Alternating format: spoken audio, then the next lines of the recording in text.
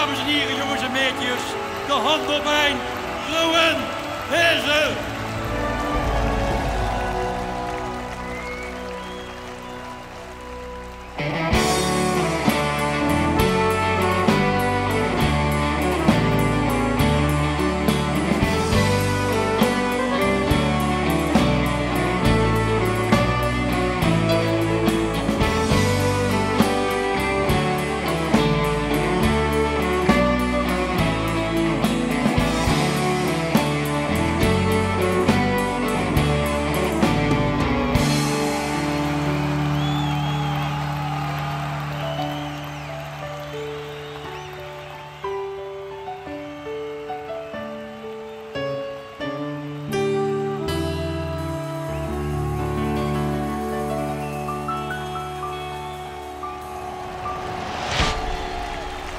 Vanaf mei volgend jaar te zien in het Limburgs Museum Rowan Hezen.